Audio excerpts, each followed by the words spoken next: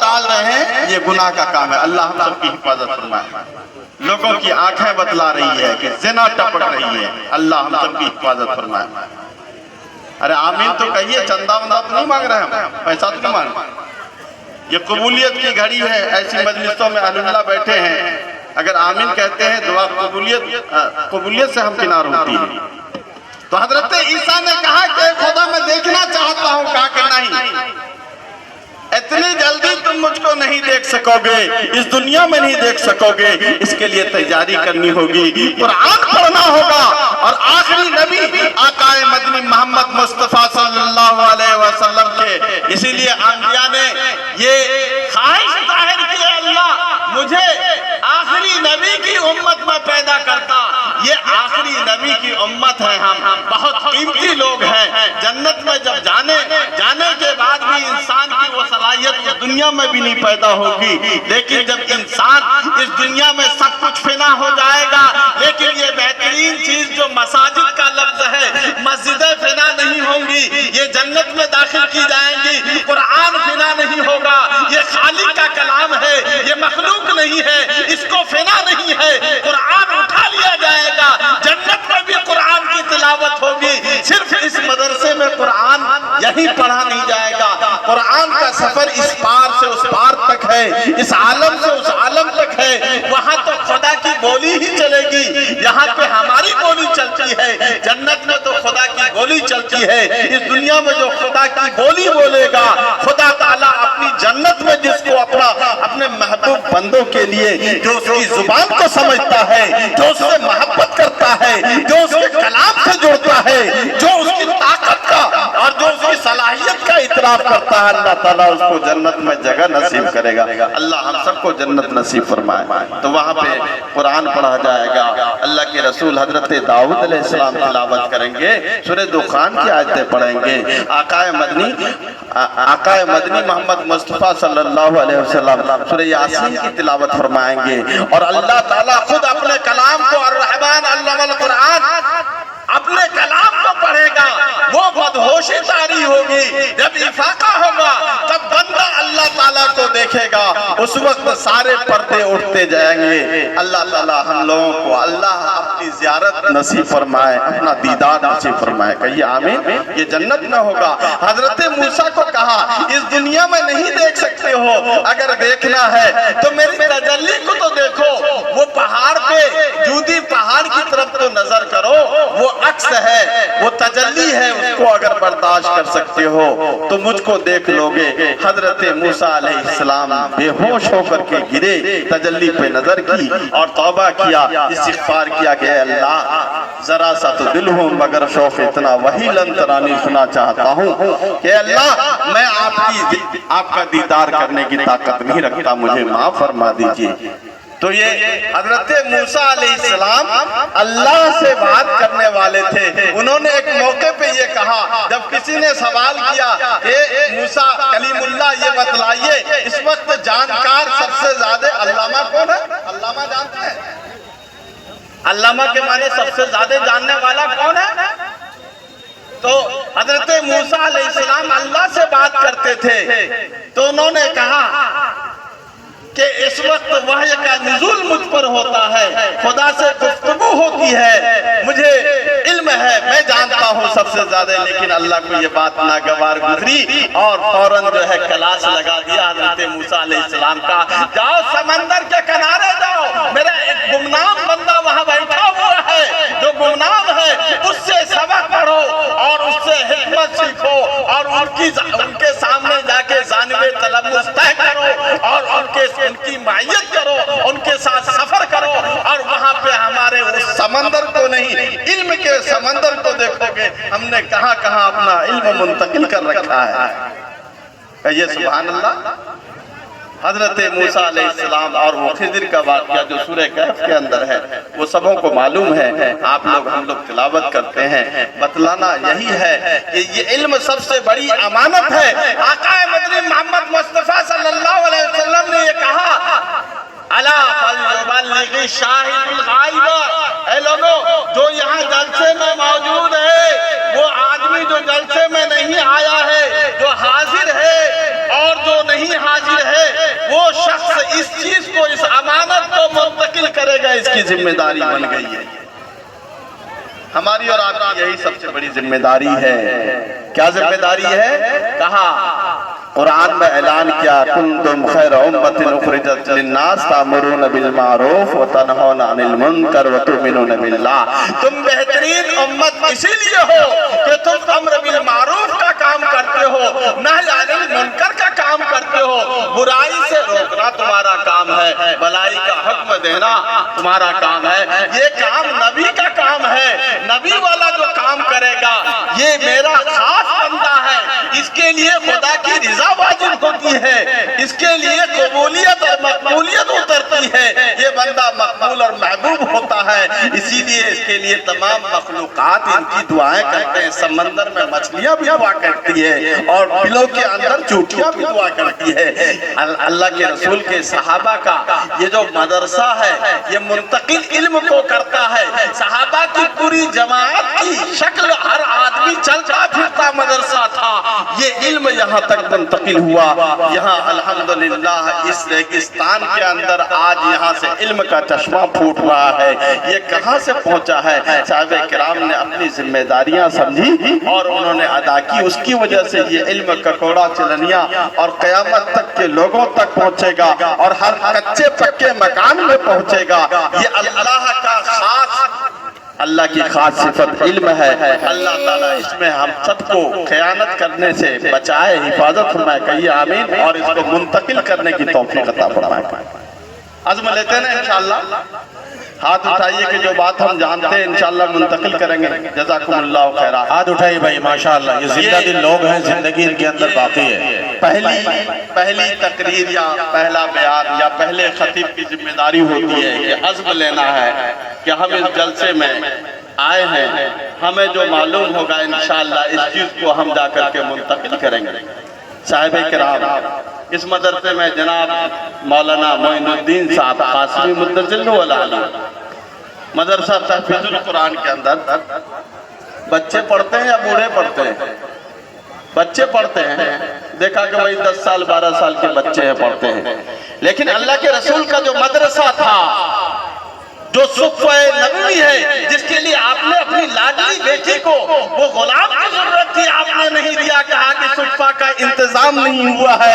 اس مدرسے میں پڑھنے والے مسجد نبوی کے اندر ذکر کا اور علم کا اور تسبیح کا حلقہ لگانے والے وہ کوئی بچے نہیں تھے، بچہ بھی تھا تو جوان بھی تھا، بوڑھا بھی تھا، ہر آدمی چلتا پھرتا مدرسہ تھا۔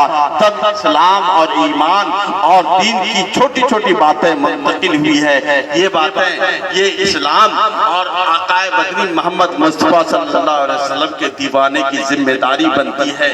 اس ذمہ داری کو ادا کرنے کے لیے آج تیار ہو جائیے۔ آج چھوٹی چھوٹی باتوں میں ہم گھبرا جاتے ہیں۔ کوئی کہتا ہے ارے یقین نرسنگا نے آقا مدنی کی شان میں گستاخی کی ہے تو ہم اپنے گھروں میں چھپ جاتے ہیں، اور ہم کیونکہ آقا مدنی کا وہ علم ہے جو ہم منتقل اگر کیے ہوتے تو ہم کو وہ تسلی ملتی، حوصلہ ملتا کہ یہاں حکومت ہماری نہیں ہے تو کیا ہوا، احکم الحاکمین تو خدا ہے، اور خدا اپنے بندوں سے، اپنے بندوں کو ظلم کو برداشت نہیں کرتا ہے۔ اللہ تعالیٰ نبی کی شان میں گستاخی کو برداشت نہیں کرتا ہے۔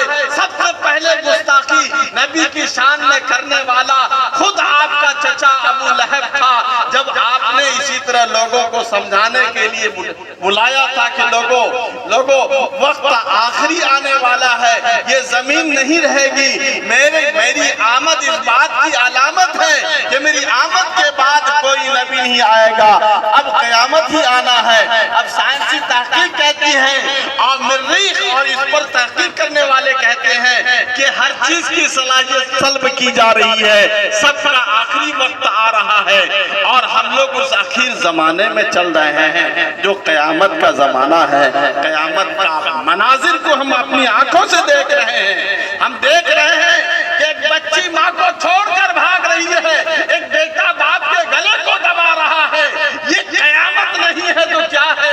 اے لوگوں، یہ منظر کسی نے اسلامی اور ایمانی اور اسلامی معاشرے کے اندر دیکھنا کسی نے اس کا تصور نہیں کیا تھا جو کچھ ہمیں نظر آ رہا ہے۔ اللہ ہم سب کی حفاظت فرمائے اور اس کی ہدایت نصیب فرمائے۔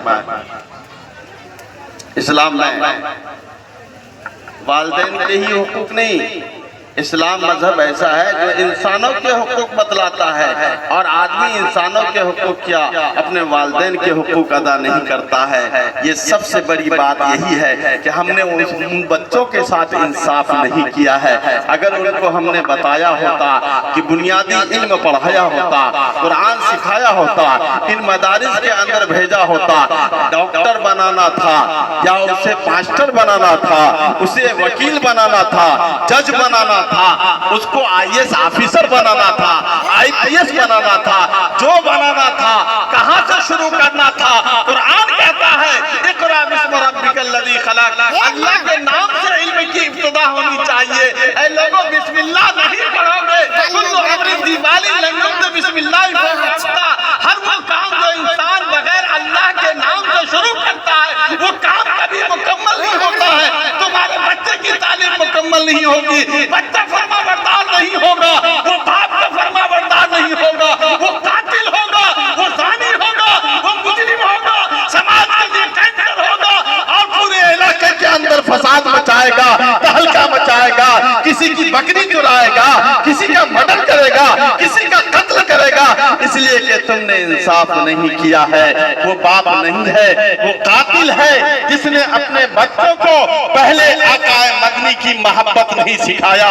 حضرت علی نے کہا باپ وہ ہوتا ہے جو آقا مدنی کی محبت سکھاتا ہے، اللہ کی محبت سکھاتا ہے، بچوں کو قرآن سکھاتا ہے، دین کی باتیں سکھاتا ہے۔ یہ نماز کہتی ہے، اذان کہتی ہے، 5 وقت کی عبادتیں کہتی ہے کہ اللہ کی طاقت کو بتلاؤ، لوگوں بتلاؤ کہ اللہ بہت بڑا ہے۔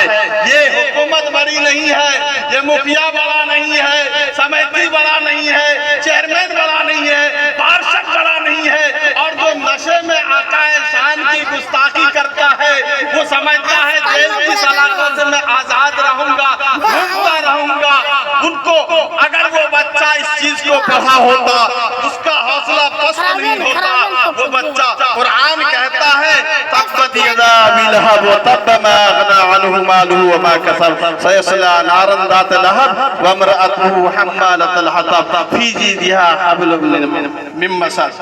قرآن کہتا ہے میرے حبیب کی شان میں گستاخی کرنے والا، جبکہ میرے حبیب آخرت کی باتیں بتا رہا تھا، ان کو اللہ کی طاقت بتلا رہا تھا، لیکن وہ شخص تھا ابو لہب تھا۔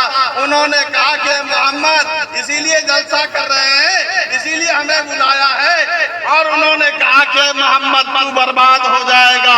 انہوں نے اپنی طاقت کے نشے میں کہا تھا، تعداد کے نشے میں کہا تھا کہ مکے میں ہماری میجورٹی ہے، ہماری اکثریت ہے، ابو لہب ہے تو ابو جہل ہے، ابو جہل کے کارندے ہیں اور وہ سردار ہے، پورا مکہ ہمارا ہے، یہاں اکثریت ہماری ہے، یہاں حکومت ہماری ہے، پولیس ہماری ہے، طاقت ہماری ہے، بلاک ہمارا ہے، ضلع ہمارا ہے، راجدھانی ہماری ہے۔ اس نشے میں کہا تھا ٹھیکیداری ہماری ہے، پیسہ ہمارا بولتا ہے، سکہ ہمارا چلتا ہے، اس نشے میں کہا تھا۔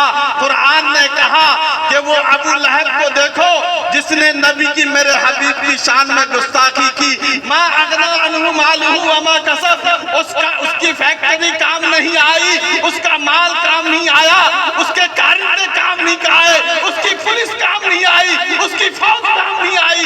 میں نے ان کے جسم کو سڑا دیا، کیڑے آ گئے اور ان کو اس گڈھے کے اندر پھینکوایا۔ کوئی مزدور پھینکا تھا، ان کے بچوں کی انہیں مٹی بھی نصیب نہیں ہوئی، پتھر پھینکے گئے، مرنے کے بعد بھی سنگسار کیا گیا۔ قرآن اعلان کرتا ہے ما اغنی عنہ مالہ وما کسب سیصلی نارا ذات لہب، اور یہاں بھی جہنم بناتے ہیں ہم، ایسے لوگوں کو، ایسے ظالموں کو مزہ چکھاتے ہیں، اور آخرت میں بھی جہنم जहन्नम उनके लिए तैयार रखे हैं। ऐ मोमिनो घबराना मत, ये शख्स की आजाद है, नहीं नबी की शान में गुस्ताखी करने वाला आजाद नहीं है, खुदा ताला उसको पटकने वाला है और इस मुल्क की तकदीर और तस्वीर बदलने वाली है। इस कुरान की आयतों पे हमारा यकीन नहीं होगा तो हम ईमान वाले नहीं हैं और हम कुरान वाले नहीं, हम मदरसे वाले नहीं हैं। और कहा कि उसकी बीवी जो उसका ताउन करती थी, उसके हाँ मिलाती थी, कहा कि उसको उस चीज को, जिस चीज से मोहम्मद को निशाना बनाती थी, उसी चीज को उनके लिए फांसी का फंदा बनाया। जो ताकत दिखा रहे हो, ये ताकत तुमको खा जाएगी, खुद तुम इसमें हलाक हो जाओगे, बर्बाद हो जाओगे। ऐ लोगों, कुरान पढ़ने की आज जरूरत है, कुरान को समझो। अगर साहबा जैसी ताकत चाहते हो, हौसला चाहते हो, दरिया के अंदर, समंदर के अंदर घोड़े डालकर तैरना चाहते हो और चाहते हो कि अल्लाह की मदद, गैबी नुसरत हम आंखों से देखने लगे, जरूरत है इस कुरान से जुड़ जाओ, इस्लाम से जुड़ जाओ, अपने बच्चों का हक अदा करो, बच्चों को का हक अदा करो। इस फितने से हम नजात पा सकते हैं, इन हालात से हम निकल सकते हैं। समाज के अंदर जो नासूर है, जो कैंसर है, जो मूजी बीमारियां हैं, उससे निकल सकते हैं।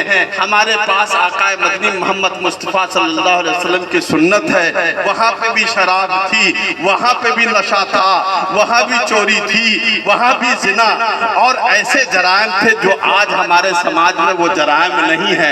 ये अलग बात है कि अल्ट्रासाउंड के जरिए किसी को मालूम होता है तो पूर्णिया ही में वो मामला कर देता हो पेट के अंदर, लेकिन पेट से बाहर कोई बच्ची है तो कोई उस बच्ची को मारता नहीं है। यानी इससे ज्यादा घिनौने जराइम को इस्लाम ने दिखाया कि देखो इसका खात्मा कैसे करोगे। उसका खात्मा यही मदरसा तहफीजुल कुरान से होगा, जहाँ से हिफाजत कुरान का ऐलान किया जा रहा है, जहाँ से इशाअत इस्लाम का ऐलान किया जा रहा है। ये कुरान का इल्म आम होगा, अल्लाह के रसूल की सुन्नत जिंदा होगी। तो इन दुआओं को जो पढ़ते हो, ये तकरीर जो जलसे में सुनते हो, अल्लाह के रसूल ने बतलाया, सहाबा ने बतलाया, अकाबिर उलमा ने बतलाया कि लोगों अपने पास हर वक्त मुकर्रिर होता है, वो एहसास को पैदा करो। दुआएं कहती है कफा बिल मौत वाइज़न, मौत का तसव्वुर तो करो।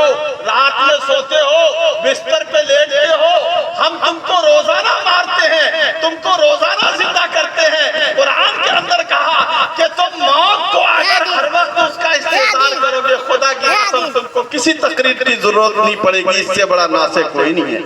आदमी बिस्तर पे जाता है, उसको मालूम है ना है। एक वकील साहब जो है ना, अदालत के अंदर छींक आई, क्या आई? छींक आई। छींक पे क्या पढ़ना चाहिए? अल्हम्दुलिल्लाह। उसको हमने कहा कि भाई छींक आई है तो दुआ पढ़िए ना छींक वाली। तो कहता हाँ वही जज़ाकल्लाह जज़ाकल्लाह जज़ाकल्लाह जज़ाकल्लाह पढ़ा जाता है। वो अपने को समाज में बहुत दानश्वर समझता है, उसको छींक की दुआ मालूम नहीं है। क्या फायदा इस इल्म का, जबकि कहा कि छींक किसकी तरफ से आती है? अल्लाह की तरफ से नेमत है। साइंस की तहकीक करने वालों, आज तुम तहकीक कर रहे हो कि छींक के वक्त कुछ सेकंड के लिए दिमाग का निजाम बंद हो जाता है और उसके बाद छींक आने के बाद पूरा इंसान क्लियर होता है। अल्हम्दुलिल्लाह कहता है कि मैं फिर आ गया जमीन पर। और वो जमाही जब आया तो जमाही क्या बोला? जमाही क्या करना चाहिए? पूरा मुंह। अभी नमाज में खड़े थे, एक भाई ने पूरा मुंह मेरी तरफ कर दिया, तोप का ध्यान। जमाई आई और उसके बाद उसके मुंह से क्या क्या निकला वो सब हमारी तरफ था। तो जमाई शैतान की तरफ से है, उस पे हाथ रखना चाहिए। नमाज की हालत में भी आए तो ऐसी सूरत में, ऐसी शक्ल में भी कहा कि हाथ रख लिया। ये कहां से मालूम होगा? बोलिए। मदरसा तहफीजुल कुरान से मालूम होगा। ये इल्म है, यही से मुंतकिल होता है। नींद को कहा कि ये मौत की बहन है। क्या कहा? मौत की बहन है। कुरान कहता है, क्या गौर नहीं करते हो? रोजाना तुमको मारते हैं। क्या पढ़ते हैं हम लोग? दुआ क्या पढ़ते? बिस्तर पे जाते हैं, बिस्मिल्लाह अल्लाहुम्मा बिइस्मिका अमूतु व अहया। तो वो कितने लोग समझे हैं कि अमूतो के मतलब, जाओ रे बच्चा मुतो मुतो मुतो। متنے کے لیے بھیج دیتا ہے. اموتو کا مطلب کیا ہے؟ اے اللہ تیرے نام سے میں مر رہا ہوں، سو نہیں رہا ہوں، مر رہا ہوں. حدیث میں موت کی بہن کہا گیا ہے نیند کو، اور جب جاگتا ہے تو کیا کہتا ہے؟ الحمدللہ الحمدللہ الذی احیانا. پاک ذات خدا کی تعریف ہے، اس کا شکر ہے، اس کا حمد ہے جس نے مجھ کو زندہ کر دیا. بعد ما اماتنا، بعد اس کے کہ مجھ کو مردہ کر دیا تھا. وَإِلَيْهِ النُّشُورُ. مکے کی طرف، مکے کی کھیت کی طرف بھاگنا ہے نہیں، اللہ کی طرف جانا ہے. اللہ کا شکریہ. نیند سے اٹھنے کے بعد مسجد کو جانا ہے. اور سن لیجئے، رزق کا دروازہ کہاں سے کھلتا ہے لوگوں؟ مکہ کے کھیت سے نہیں کھلتا ہے، دھان کے کھیت سے نہیں کھلتا ہے. اے لوگوں سنو تو، سمجھو تو، مسجد کے دروازے پہ جب پاؤں رکھتا ہے بندہ کیا کہتا ہے؟ اللہم انی اسالک من فضلک و رحمتک. نہیں، آتے وقت اللہم افتح لی ابواب رحمتک. اے اللہ دروازہ کھول دیجئے. روایتوں میں آتا ہے رزق کا دروازہ مسجد سے کھلتا ہے. مسجد کے دروازے پہ پاؤں رکھا، اس کے لیے رزق کا دروازہ کھل جاتا ہے. اللہ کو غنی تو تصور کرو، اللہ بے حساب عطا کرے گا. اللہ اتنا دے کہ ہم بھی کھائیں اور یتیموں کی کفالت کریں، غریبوں کی اعانت کریں. کہیے تو آمین. آمین. انشاءاللہ دے گا. اور مسجد سے نکلنے کے بعد بھی کہتا اللہم انی اسألک من فضلک و رحمتک. فضل کیا ہے؟ رزق کا نام ہے. مسجد میں رزق کا دروازہ کھلتا ہے. اور سونے کے بعد، جاگنے کے بعد جو یہ صحت ملی ہے، آج کا دن ملا ہے، ہم نے یہ عزم کیا ہے کہ انشاءاللہ ہم آخرت کی آبادی کا سامان کریں گے، قبر کے سوالات کے جوابات اور آخرت کی کھیتی کریں گے. ہم یہاں دھان اور مکئی میں نہ الجھے رہیں گے، بلکہ کھیتی آخرت کی کریں گے. دھان کی بھی کھیتی کرتے ہیں. حدیث میں لکھا ہوا ہے ما انفق المسلم من نفقۃ یحتسبها، کہ جو بھی نفقہ خرچہ لقمہ منہ میں رکھتا ہے مسلمان اور نیکی کی امید کرتا ہے، فَهُوَ صَدَقَةٌ، اس کے لیے وہ صدقے کا اجر بن جاتا ہے. آج سے عزم کیجئے کہ انشاءاللہ ہمارا ہر کام اللہ کے لیے ہوگا نا؟ انشاءاللہ عزم کیجئے، ارادہ بھی کیجئے. اس کا احساس ہونا چاہیے. اور بستر پہ جائیے گا، بستر پہ جانے سے پہلے یہ کینہ قدرت یہ سب دور کر لیجئے گا. اللہ کے رسول نے کہا ایمان والا ہی جنت میں جائے گا. ایمان والا وہ ہوگا جس کا سینہ کینے سے پاک ہوگا. تم مومن نہیں ہو سکتے ہو یہاں تک کہ ایمان والے کی تمہارے دل میں محبت نہیں ہے. یا مولوی کو دھمکاتا ہے، مولوی صاحب آپ کون چیز جانتے ہیں؟ اللہ کے رسول کا جو وارث ہے، جو پیسہ اس کو جاگیر میں نہیں ملی ہے، اس کو یہی علم ملا ہے، قرآن ملا ہے، نبی کا فرمان ملا ہے، یہی دولت ملی ہے. اتنا بڑا دولت مند آدمی کو ایک مکھیا آ کر کے دھمکاتا ہے مولوی صاحب کتنا پیسہ ہو گیا آپ کو، کتنی دولت ہو گئی، وہ بدنصیب آتا ہے. تو ایمان والے کی محبت ضروری ہے سینے میں. اگر محبت نہیں ہے، کینہ ہے سینے میں ایمان والے کا، تو پھر آپ جنت کی چیز نہیں ہے، جہنم کی چیز ہے. ایمان والا تو 3 دن سے زیادہ برداشت کر ہی نہیں سکتا. اسی طرح وہ ماں جس کا بچہ اس سے جدا ہو جائے وہ تڑپتی ہے، سینہ امڑتا ہے. اسی طرح ایمان والے کا سینہ پھٹ جائے گا.